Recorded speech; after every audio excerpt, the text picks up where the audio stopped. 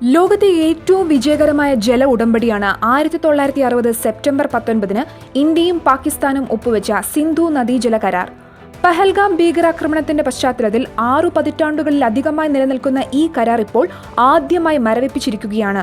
ഇതിനു മുൻപ് ഇന്ത്യ പാകിസ്ഥാൻ യുദ്ധകാലത്തു പോലും പാകിസ്ഥാന്റെ കാർഷിക മേഖലയെ താങ്ങി നിർത്തുന്ന കരാറിൽ ഇന്ത്യ കൈവച്ചിട്ടില്ല.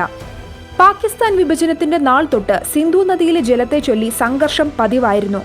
നീണ്ട 9 വർഷത്തെ ചർച്ചകൾക്കൊടുവിലാണ് ഈ കരാറിലെത്തിയത്. കരാർ പ്രകാരം സിന്ധു നദിയുടെ പോഷക നദികളായ കിഴക്കോട്ടൊഴുകുന്ന 3 നദികളുടെ നിയന്ത്രണം ഇന്ത്യക്കും സിന്ധു നദി ഉൾപ്പെടെ 3 നദികളുടെ നിയന്ത്രണം പാകിസ്ഥാനും ലഭിച്ചു. ടിബറ്റിൽ നിന്നും ഉത്ഭവിച്ച് ഇന്ത്യയിലൂടെ പാകിസ്ഥാനിലേക്ക് ഒഴുകുന്ന നദിയിലെ ജലത്തിന്റെ 20% ഇന്ത്യക്കും ബാക്കി 80% പാകിസ്ഥാനും ലഭിച്ചു. പഹൽഗാം ഭീകരാക്രമണത്തിന്റെ പശ്ചാത്തലത്തിൽ ഇന്ത്യ സ്വീകരിച്ച ഈ മരവിപ്പിക്കൽ നടപടി പാകിസ്ഥാന് കനത്ത പ്രത്യാഘാതങ്ങൾ ഏൽപ്പിക്കും.